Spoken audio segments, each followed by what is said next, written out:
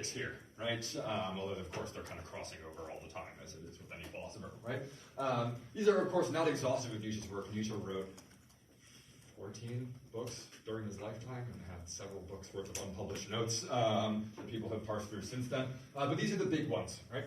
And I said this is one of the last ones. We'll talk about this next time. Because after this point, Nietzsche kind of falls into a really tragic situation. The story goes, he was hiking around in Italy. He found himself in Turin. And sitting in Turin, he saw someone kind of across the piazza whipping their horse. This isn't that unusual, trying to get their horse to move. The horse was not moving, and they were whipping the horse to try to move it. Nietzsche had, at that moment, a sort of public freak out, right? Ran over across the piazza, threw his arms around the neck of the horse, started sobbing, and screaming at the top of his lungs, "I understand you, I understand you, I understand you," and then collapsed. And this was the moment at which Nietzsche, for the rest of his life, fell into madness, right? He completely lost his mind. What happened here is a matter of wide debate, what exactly happened, but for about 2 years, he was uttering total nonsense, citing his letters, Wagner, Dionysus, Napoleon, etc., right? Confused about who he was, clearly, right? And then after 2 years, went basically catatonic for the remaining 10, right? Was taken then put into the care of his sister, who he hated, right? This is a sort of tragic moment for Nietzsche, right? And consequently, because of his madness, his entire estate gets transferred over to her. She was an Aryan supporter, right? She literally went to Argentina to be an Aryan colony, right? And this is the great tragedy of Nietzsche's subsequent philosophical career, insofar as he was then rewritten, reinterpreted, and sold, right? However, fortunately, since the Nazi period, we have gone back to the originals of Nietzsche and have been able to really reincorporate some of his thinking that are in fact critical of the same sorts of tendencies that he has become associated with. So very fascinating figure in this respect. If you were ever bored and want to read actual history, pick up a biography of Nietzsche. It is a crazy life that he lived, quite literally, ended up going crazy. Okay? Of course, what happened, I guess I should say this too, what happened with him is unknown. You know, there's the kind of poetic reading of Nietzsche who advocated from his earliest days philosophically the value of something like madness. In fact, finally got transformed into a mad person. There is the medical understanding of this, that is to say, linking it to those headaches that he had. The speculation is that he might have had a brain tumor, right? And that this ultimately led to his madness. And then, of course, there's the highly amusing Christian interpretation of the guy who declared God is dead got his comeuppance, finally, right? God struck him down, right? Which I find to be very funny as an idea. Right, but it is exactly then that, right, that famous utterance of Nietzsche's that kind of put him philosophically in the annals of history, beyond, of course, the immediate contributions he made in something like The Birth of Tragedy, that we're going to then explore today. What exactly Nietzsche's talking about when he says something like this? What then is the death of God, and how are we going to link this to that notion of nihilism, right? Which is a really important concept, right? So, God is dead, right? The way that we are going to understand this today is understanding it, first of all, within the context of what Nietzsche actually wrote. This is one 3-word sentence in the middle of a gigantic discussion of a cultural phenomenon, as we're going to talk about in a minute. Right? But also, I think, importantly, to place it in philosophical context. I want you all to remember, I know this was 2 weeks ago, but I think it's still probably enough in your minds, that Kant, as Nietzsche famously says, tragically cut us off from reality. Right? That is to say, Kant gave us that hard distinction between the noumena and the phenomena. And while I can know, basically to no end, what's going on in the phenomenal world, what's happening in the noumenal world is unknown to me. Right? That is to say, ideas concerning God, ideas concerning the soul, ideas concerning eternity, the world as Kant calls it, right, are not rationally demonstrable anymore. Right? I cannot prove my views concerning God, whether there is one or isn't one. I cannot prove my views concerning the soul, whether there is one or isn't one. Right? That is to say, these things are beyond human knowledge. And yet, nevertheless, you'll remember Kant wants to say we have to take a stance on these things. Right? We cannot be skeptical. Some of you wrote about this over the weekend or last week, right? We cannot be skeptical about these things. We need to take a position, Kant wants to say. We can't help but take a position on theories of this kind, right? So one of the things that we're left then with in a post-Kantian philosophical world is thinking about what metaphysics looks like if we can no longer know anything about what we're talking about, right? That is to say, what can we then think of as a genuinely metaphysical system while not being able to ground it in any sort of empirically demonstrable reality, right? Now, one of the things that Kant asked of us is to at least then be consistent in our worldview, right? We have to develop a certain rational understanding of these ideas, right? And base them in the rest of what we know, right? To get a sort of rigorous, rationalized, in his view, sense of what might, as it were, be on the other side of the veil, right? Now, we cannot decidedly know any such thing. I cannot prove to you that there is or isn't a God, right? But we could, for instance, attempt to reconcile our metaphysical views with, perhaps, our physical views, right?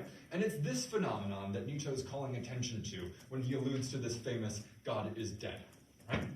Between Kant and Nietzsche, in the history of the world, this is very important, some major scientific developments happened, right? One in particular that Nietzsche is going to be especially interested in, right? You'll remember, right, when we talked about the Copernican revolution, and of course from previous classes, high school classes and so on, right? One of the first steps of the scientific revolution, going all the way back early Descartes time period now, right, was Copernicus and the discovery that the Earth was not the center of the universe. We all understand intuitively that claim at this point, I think, right? At some point, Copernicus had to show us this, right? The general belief was that the Earth was at the center of the universe and everything just revolved around us, right? This, many people have pointed to, is a psychological reason for why human beings think we're so special, right? That is to say, we are at the corner, the very center of the universe. The whole universe surrounds us, revolves around us. One of the first steps that modern science took was abolishing this notion, right? We are not the center of the universe. We are not having things revolve around us. We are revolving around the sun, right? This major shift involves a sort of shift in perspective. And yet, nevertheless, even if perhaps we are a small little planet in the grand scope of the universe, we still have something really special about us that the entire history of philosophy has emphasized over and over and over again, namely our rational capacities that set us apart from every other animal, that we are fundamentally distinct from every animal that exists, and therefore there is something special about us. Something that, for instance, many a theist will determine as being made in God's image, right? Having something exceptional, having that divine element in us somehow, right? What we call intellect or reason or the mind, right? Even Descartes, you'll remember, has this, right? That is to say, because I'm a thinking thing, God must be a thinking thing. I have something in common with God because of my rationality, right? This notion, then, that human beings are special in the world persists, right? Until the late 1850s. Anyone want to impress me by telling me what happens at that point, scientifically? I'll be very impressed with any of you if you know this. Or just think about it in your general knowledge of history. What happens in the 19th century? What scientific theory emerges in the 19th century that might upset what I have just said? Darwin. It's Darwin, right?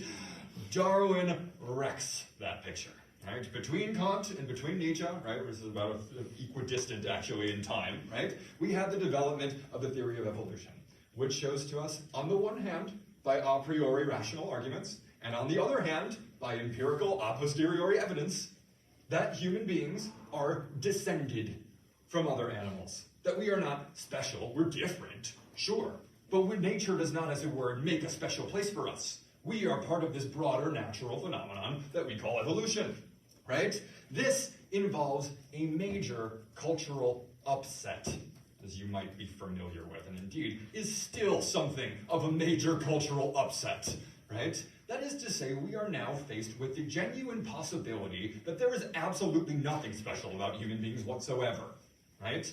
This is the phenomenon that we are referring to when I'm going to say capital N, as opposed to lowercase n. We'll talk about that later. Phenomenon of nihilism. Right? This is how I think we need to understand this notion of the death of God, as Nietzsche is going to talk about it. We have the sudden realization in history that human life is not special.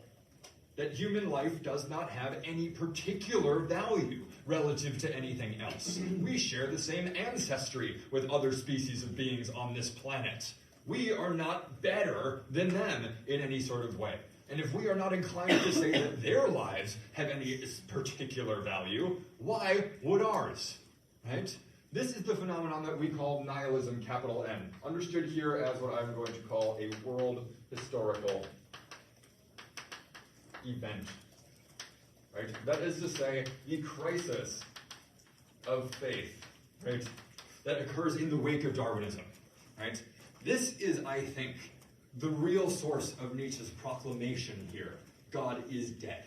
Right? Nietzsche is exploring in this passage, which is quite long and we'll read in just a minute, right, what this cultural experience looks like to have had this worldview suddenly turned upside down, right? That is to say, the crisis of faith, the loss of meaning, right?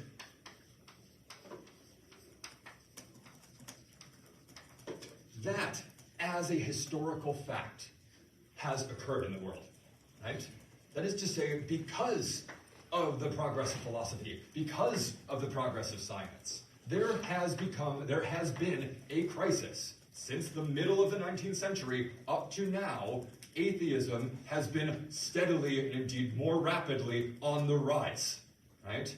This is a cultural phenomenon that Nietzsche is talking about, the phenomenon of what he is going to call nihilism. And that is what he is signifying by this phrase, God is dead. God is dead and we have killed him, so says Nietzsche, right? And it is in this light that I think we need to interpret this very poetically rich passage from Nietzsche wherein he states the death of God. Is someone bold enough to read this whole passage? Colton, go for it. The madman. Have you not heard of that madman who lit a lantern in the bright morning hours, ran to the marketplace and cried incessantly, I seek God, I seek God. As many of those who did not believe in God were standing around just then, he provoked much laughter. Has he got lost? Asked one.